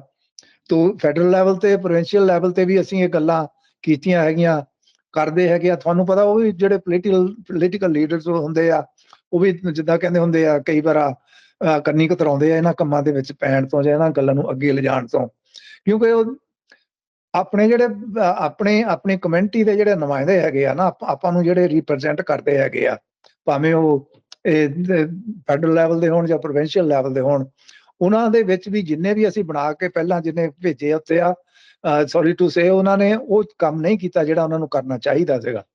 ਉਹ ਸਿੱਖ ਕੌਮ ਉਹਨਾਂ ਤੋਂ ਵੀ ਨਿਰਾਸ਼ ਹੈਗੀ ਆ, ਕਿਉਂਕਿ ਜਦੋਂ ਤਾਂ ਉਹਨਾਂ ਨੂੰ ਲੋੜ ਹੁੰਦੀ ਆ ਉਹ ਇਹਨਾਂ ਗੁਰਦੁਆਰਿਆਂ ਦੇ ਵਿੱਚੋਂ ਹੀ ਬਣ ਕੇ ਗਏ ਹੈਗੇ ਆ, ਗੁਰਦੁਆਰਿਆਂ ਦੀ ਸਪੋਰਟਾਂ ਦੇ ਨਾਲ ਹੀ ਬਣ ਕੇ ਗਏ ਆ। ਗੁਰਦੁਆਰੇ ਸਭ ਕੁਝ ਇੱਥੋਂ ਸ਼ੁਰੂ ਹੁੰਦਾ ਸੀਗਾ, ਪਰ ਉਹੀ ਮੁੜ ਕੇ ਫਿਰ ਗੁਰਦੁਆਰੇ ਤੇ ਜਿੱਦਾਂ ਕਹਿੰਦੇ ਹੁੰਦੇ ਆ ਕੁੜ ਕੇ ਸਾਰ ਵੀ ਨਹੀਂ ਲੈਂਦੇ ਹੈਗੇ। ਫਿਰ ਉਹ ਆਪਣਾ ਜਿੱਦਾਂ ਕਹਿੰਦੇ ਹੁੰਦੇ ਇੰਡੀਆ ਦੇ ਜਦੋਂ ਟੂਰਾਂ ਤੇ ਜਾਂਦੇ ਹੈਗੇ ਆ, ਆਪਣੇ ਰਿਲੇਸ਼ਨਸ ਉਹਨਾਂ ਦੇ ਨਾਲ ਆਪਣੀ ਉਹਨਾਂ ਦੀ ਆਓ ਭਗਤ ਨੂੰ ਦੇਖਦੇ ਹੈਗੇ ਜਾਂ ਕਿੱਦਾਂ ਵੀ ਹੈਗਾ। ਇਹ ਕੁਝ ਹੋ ਰਿਹਾ ਹੈਗਾ। ਆਪਾਂ ਸਿਸਟਮ ਦੇ ਇੱਥੇ ਸਮਾਜ ਦੇ ਵਿੱਚ ਰਹਿੰਦੇ, ਆਪਾਂ ਐਵਰੀ ਡੇ ਆਪਾਂ ਦੇਖਦੇ ਹੈਗੇ ਕੀ ਹੋ ਰਿਹਾ ਹੈਗਾ। ਪਰ ਇਹਨੂੰ ਕੰਟਰੋਲ ਕਰਨ ਦੇ ਲਈ ਜਿਹੜਾ ਸਾਰਿਆਂ ਨਾਲ ਵਧੀਆ ਤਰੀਕਾ ਤੇ ਇਹੀ ਆਪਾਂ ਗੁਰਮਤ ਦੇ ਨਾਲ, ਗੁਰੂ ਦੇ ਨਾਲ ਜੁੜੀਏ, ਗੁਰਮਤ ਦੀ ਸੋਝੀ ਹੋਵੇ ਸਾਨੂੰ, ਕਿਉਂਕਿ ਗੁਰਦੁਆਰਿਆਂ ਦੇ ਵਿੱਚ ਵੀ ਜਿਹੜਾ ਸਿਸਟਮ ਦੇ ਵਿੱਚ ਆਪਣੇ ਬੰਦੇ ਹੁੰਦੇ ਆ ਨਾ, ਗੁਰਮਤ ਦੀ ਸੋਝੀ ਵਾਲਿਆਂ ਨੂੰ ਨਹੀਂ ਹੁੰਦੀ ਹੈਗੀ। ਸੋ ਇਸ ਕਰਕੇ ਉਹ ਜਿੱਦਾਂ ਕਹਿੰਦੇ ਹੁੰਦੇ ਆ ਹੋਰ ਪਾਸੇ ਚਲੇ ਜਾਂਦੇ ਹੈਗੇ ਆ। ਜੇ ਤੁਹਾਨੂੰ ਗੁਰਮਤ ਦੀ ਪੂਰੀ ਸੋਝੀ ਹੈਗੀ ਆ, ਗੁਰਮਤ ਦੇ ਸਿਧਾਂਤਾਂ ਅਨੁਸਾਰ ਤੁਸੀਂ ਗੁਰਦੁਆਰੇ 'ਚ ਆਪਾਂ, ਕਿਉਂਕਿ ਜੇ ਗੁਰਦੁਆਰੇ ਨੂੰ ਜਦੋਂ ਰਿਪਰੈਜ਼ੈਂਟ ਕਰਦੇ ਆ ਤੁਸੀਂ, ਤੁਹਾਡੀ ਬਹੁਤ ਵੱਡੀ ਜ਼ਿੰਮੇਵਾਰੀ ਹੋ ਜਾਂਦੀ ਹੈਗੀ ਆ। ਤੁਸੀਂ ਸੰਗਤ ਦੇ ਸੇਵਾਦਾਰ ਹੁੰਦੇ ਆ, ਨਾ ਕਿ ਤੁਸੀਂ ਚੌਧਰੀ ਹੁੰਦੇ ਹੈਗੇ ਆ। ਸੋ ਸੰਗਤ ਦੇ ਵਿੱਚ ਵਿਚਰਦਿਆਂ ਹੋਇਆਂ ਤੁਹਾਨੂੰ ਬੜੀ ਹਲੀਮੀ ਦੇ ਨਾਲ ਸੰਗਤਾਂ ਦੇ ਨਾਲ ਜਿਹੜਾ ਕਹਿੰਦੇ ਪੇਸ਼ ਆਉਣਾ ਚਾਹੀਦਾ ਹੈਗਾ। ਉਹ ਕੁਝ ਨਹੀਂ ਹੋ ਰਿਹਾ। ਮੈਂ ਬਹੁਤ ਚਿਰ, ਅੱਜ ਤੋਂ 25-30 ਸਾਲ ਪਹਿਲਾਂ ਗੱਲ ਕੀਤੀ ਸੀ ਵੀ ਜਿਹੜੇ ਵੀ ਗੁਰਦੁਆਰਿਆਂ ਦੀਆਂ ਕਮੇਟੀਆਂ, ਜਿੱਦਾਂ ਸਾਡੀ ontario ਗੁਰਦੁਆਰਾ ਕਮੇਟੀ, ਅਸੀਂ ਕੈਂਪਿੰਗ ਕਰੀਏ ਗੁਰਦੁਆਰਿਆਂ ਦੇ ਜਿਹੜੇ ਕਮੇਟੀਆਂ ਦੀ, ਇਹਨਾਂ ਨੂੰ ਦੱਸੀਏ ਵੀ ਸਿੱਖ ਪ੍ਰਿੰਸੀਪਲ ਇਹੋ ਜਿਹੇ, ਇਹਨਾਂ ਤੇ ਆਪਾਂ ਨੂੰ ਤਾਂ ਚੱਲਣਾ, ਆਹ ਸਾਡਾ ਦਾਇਰਾ ਹੈਗਾ, ਇਹ ਤੋਂ ਬਾਹਰ ਨਹੀਂ ਆਪਾਂ ਜਾ ਸਕਦੇ। ਇਹੋ ਜਿਹੀਆਂ ਜਿਹੜੀਆਂ ਟ੍ਰੇਨਿੰਗਸ ਕੈਂਪਸ ਲਗਾਏ ਜਾਣ, ਉਹਨਾਂ ਨੂੰ ਹੋਣੀ ਚਾਹੀਦੀ। ਇਹ ਕੰਮ ਸਾਡੀਆਂ ਜਿਹੜੀਆਂ ਸੰਸਥਾਵਾਂ ਸੀਗੀਆਂ, ਸ਼੍ਰੋਮਣੀ ਕਮੇਟੀ ਵਗੈਰਾ, ਇਹਨਾਂ ਨੂੰ ਕਰਨੇ ਚਾਹੀਦੇ ਸੀਗੇ, ਤਾਂ ਉਹ ਜਿਹੜੀਆਂ, ਪਰ ਉਹਨਾਂ ਨੇ ਨਹੀਂ ਕੀਤੇ ਹੈਗੇ। ਸੋ ਇੱਥੇ ਆਪਾਂ ਨੂੰ ਇਸ ਪਾਸੇ ਤੁਰਨ ਦੀ ਲੋੜ ਹੈਗੀ ਆ। ਆਪਾਂ ਐਜੂਕੇਟ ਕਰੀਏ, ਜਿੱਥੇ ਸੰਗਤ ਨੂੰ ਆਪਾਂ ਐਜੂਕੇਟ ਕਰਨ ਦੀ ਲੋੜ ਹੈਗੀ ਆ। ਜਿਹੜੇ ਸਿਸਟਮ ਦੇ ਵਿੱਚ ਆਪਣੇ ਗੁਰਦੁਆਰਾ ਸਿਸਟਮ ਦੇ ਵਿੱਚ ਜਿਹੜੇ ਕਮੇਟੀਆਂ ਹੈਗੀਆਂ, ਉਹਨਾਂ ਨੂੰ ਵੀ ਐਜੂਕੇਟ ਕਰਨ ਦੀ ਲੋੜ ਹੈਗੀ ਆ ਵੀ ਆਪਾਂ ਇਸ ਤਰੀਕੇ ਦੇ ਨਾਲ ਚੱਲਣਾ, ਪਿਆਰ ਦੇ ਨਾਲ ਆਪਾਂ ਸਾਰਿਆਂ ਨੂੰ ਜੋੜ ਸਕਦੇ ਹੈਗੇ ਆ। ਕਿਉਂ ਇਹੀ ਆਪਣਾ ਇੱਕ ਵਧੀਆ ਤਰੀਕਾ ਗੁਰਮਤ ਦੇ, ਆਪਾਂ ਧਾਰਨੀ ਹੋ ਕੇ ਆਪਾਂ ਗੁਰਮਤ ਅਨੁਸਾਰ ਜਿਹੜੇ ਹੈਗਾ ਸਾਰਾ ਸਿਸਟਮ ਨੂੰ ਚਲਾਉਣ ਦੀ ਕੋਸ਼ਿਸ਼ ਕਰੀਏ। ਸੋ ਗੁਰੂ ਆਪੇ ਮਿਹਰ ਕਰੂਗਾ ਜੀ। ਬਿਲਕੁਲ ਜੀ। ਅਮਰਜੀਤ ਸਿੰਘ ਜੀ, ਤੁਸੀਂ ਜਿਹੜੀ ਗੱਲ ਕੀਤੀ ਆ ਵੀ ਮਤਲਬ ਜਿਹੜੇ ਗੁਰਦੁਆਰਾ ਕਮੇਟੀਆਂ ਦੇ ਪ੍ਰਬੰਧਕ ਨੇ, ਉਹਨਾਂ ਨੂੰ ਜਿਹੜੀ ਗੁਰਮਤ ਦੀ ਸਿੱਖਿਆ ਆ ਕਿ ਕੀ ਕੋਡ ਆਫ ਕੰਡਕਟ ਆ ਜਾਂ ਕਿਸ ਦਾਇਰੇ ਤੋਂ ਬਾਹਰ ਨਹੀਂ ਜਾ ਸਕਦੇ, ਇਹਦੇ ਬਾਰੇ ਜਿਹੜਾ ਆ ਦੱਸਣਾ ਬੜਾ ਜ਼ਰੂਰੀ ਆ। ਤੇ ਉਹਦੇ ਲਈ ਤੁਸੀਂ ਸ਼੍ਰੋਮਣੀ ਕਮੇਟੀ ਦੀ ਗੱਲ ਕੀਤੀ, ਮੈਨੂੰ ਲੱਗਦਾ ਹੁਣ ਇੱਥੇ ਤਾਂ ਤੁਹਾਡੇ ਜਿੰਮੇ ਆ ਸਾਰਾ ਕੁਝ। ontario ਗੁਰਦੁਆਰਾ ਕਮੇਟੀ ਵੱਡੀ ਸੰਸਥਾ ਆ, ਤੇ ਮਤਲਬ ਇੱਥੇ ਅਸੀਂ ਉਮੀਦ ਕਰਦੇ ਹਾਂ ਵੀ ਕੋਈ ਇਹੋ ਜਿਹੇ ਜਿਹੜੇ ਸਟੈਪਸ ਨੇ ਉਹ ਜ਼ਰੂਰ ਚੁੱਕੇ ਜਾਣ, ਤਾਂ ਕਿ ਜਿਹੜੀਆਂ ਵਿਦਨ ਦਾ ਕਮਿਊਨਿਟੀ ਇੰਟਰਨਲ ਕਨਫਲਿਕਟਸ ਜਿਹੜੇ ਇਹੋ ਜਿਹੇ ਖੜੇ ਹੁੰਦੇ ਆ, ਜਾਂ ਉਹ ਉਹਨਾਂ ਦੇ ਉੱਤੇ ਜਿਹੜਾ ਆ ਵੱਧ ਜਿਹੜਾ ਸਮਾਂ ਜਾਂ ਤਾਕਤ ਜਿਹੜੀ ਆ ਉਹ ਪੰਥ ਦੀ ਜਾਇਆ ਨਾ ਹੋਵੇ। ਤੇ ਅੱਜ ਸਾਡੇ ਨਾਲ ਇਸ ਪ੍ਰੋਗਰਾਮ ਦੇ ਵਿੱਚ ਜੁੜਨ ਲਈ ਤੇ ਸਾਰੀ ਗੱਲਬਾਤ ਰੱਖਣ ਦੇ ਲਈ, ਜੋ ਖਾਸ ਤੌਰ ਤੇ ਇੰਡੀਅਨ ਅਫੀਸ਼ੀਅਲਸ ਦੇ ਉੱਤੇ ਜਿਹੜੀ ਬੈਨ ਦੀ ਗੱਲ ਆ ਜਾਂ ਖਾਲਿਸਤਾਨ ਦੀ ਸਟਰਗਲ ਆ, ਉਹਦੇ ਨਾਲ ਜਿਹੜੀ ਕਮਿਟਮੈਂਟ ਆ ontario ਗੁਰਦੁਆਰਾ ਕਮੇਟੀ ਦੀ, ਉਹਦੇ ਬਾਰੇ ਗੱਲਬਾਤ ਰੱਖਣ ਦੇ ਲਈ ਤੁਹਾਡਾ ਬਹੁਤ ਬਹੁਤ ਧੰਨਵਾਦ ਜੀ। ਹਾਂਜੀ, ਤੁਹਾਡਾ ਵੀ, ਤੁਹਾਡੇ ਅਦਾਰੇ ਦਾ ਬਹੁਤ ਬਹੁਤ ਧੰਨਵਾਦ। ਤਾਂ ਇਵੇਂ ਚੜ੍ਹਦੀ ਕਲਾ ਦੇ ਨਾਲ ਕੌਮ ਦੀ ਸੇਵਾ ਆਪਾਂ ਰਲ ਮਿਲ ਕੇ ਕਰਦੇ ਰਹੀਏ। ਹਾਂਜੀ, ਵਾਹਿਗੁਰੂ ਜੀ ਕਾ ਖਾਲਸਾ, ਵਾਹਿਗੁਰੂ ਜੀ ਕੀ ਫਤਿਹ ਜੀ। ਤੇ ਇਹ ਸਨ ਸਰਦਾਰ ਅਮਰਜੀਤ ਸਿੰਘ ਮਾਨ, ਜੋ ontario ਗੁਰਦੁਆਰਾ ਕਮੇਟੀ ਦੇ ਸਪੋਕਸ ਪਰਸਨ ਨੇ, ਤੇ ਸਾਡੇ ਨਾਲ ਅੱਜ ਜੁੜੇ ਹੋਏ ਸੀ।